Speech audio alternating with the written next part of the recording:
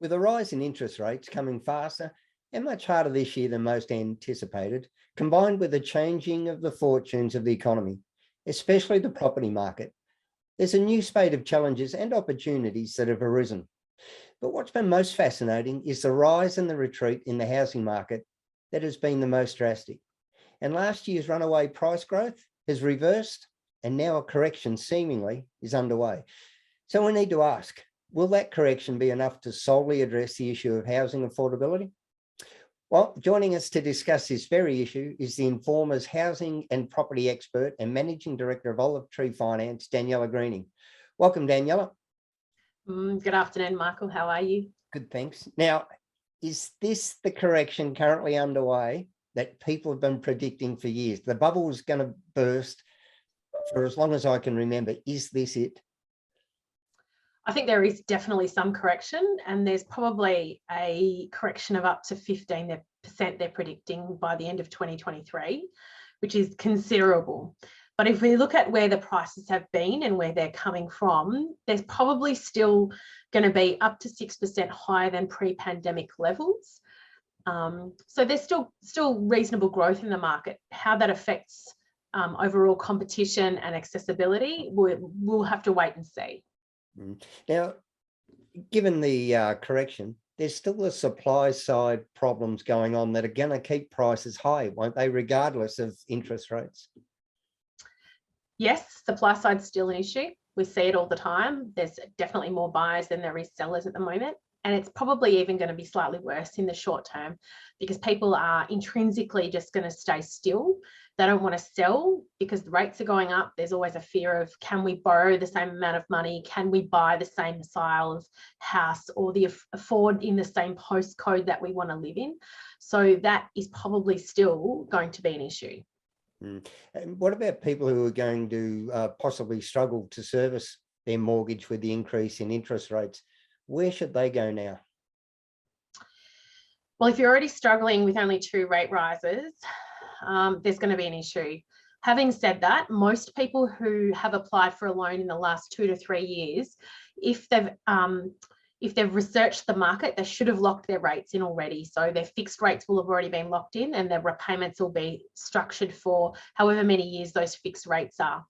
Variable rates have still got some way to go, and I suspect there'll still be another 2% increase on them at the moment. The cash rate, obviously, we've seen both the last 2 increases be substantial and they've been passed on by the banks. The way they've got to go is obviously they've got to keep reviewing their existing rates. So talk to their brokers and their banks and get their rates reviewed regularly. Make as many extra repayments as they can in the interim. But we've seen, as you know, and we've previously discussed, pre-pandemic and during pandemic, people have never been in a better position. They're saving more money than they've ever saved. And they've made more repayments on their house mortgages than historically they've ever paid before. So most people are in a really good position, and there's still a way to go. There's a little bit of a dichotomy going on here. We hear about how tough things are, yet we see airports overrun. We see, some of the spending not going on, not being abated. So how much is the media playing into it and beating things up to seem a lot worse with the doom and gloom? And how much is, as you say, we're in a great position given our savings? I think we were already in an average position prior to the pandemic. Economics, all the economic speakers I've read about lately have all said that, prior to the pandemic, we were all in an average position already. Business was sort of declining, wage growth was soft, and rates were already low. But demand has strengthened, which has been interesting, and that's probably directly related to people's security around jobs. So historically, recessions have always occurred because there's been a softening in the job market and people were losing their jobs. At the moment, there's about 480,000 job vacancies across Australia, which is huge. It's something we've never seen in the market. So the pent-up demand around, as we're seeing in airports and things, is because people are really confident in their job at the moment. So even though there are inflationary pressures and demand pressures on cost of living generally, People are really secure in their jobs. And if they're not secure, there's plenty of jobs out there at the moment. So I think that it's sort of this counterbalance and something we've never seen in history in the market. Right. So again, I'm going to ask you the same question. Every top 3 tips again, Daniela, given your expertise. People with an existing mortgage, what should they be doing? Talk to their banks and their brokers about rate reviews. Make sure that they are getting their variable rates reviewed regularly. If they're fixed, obviously they're in a really, really good position. Okay. And those looking to get into the market, is it time to jump or time to wait? Either way, I think it's if you need to buy, obviously you just can't afford to hold off, you've got to buy, but don't overstretch yourself. Be really diligent about your budget. Make sure that you've set yourself a really strong price point and don't go over that. Make sure that your repayments, and you're allowing for a buffer in repayments as well. All right. And now I'm going to throw a curly one to you. What about renters who are seeing their rent rise to help service some of the increase? What should they be doing?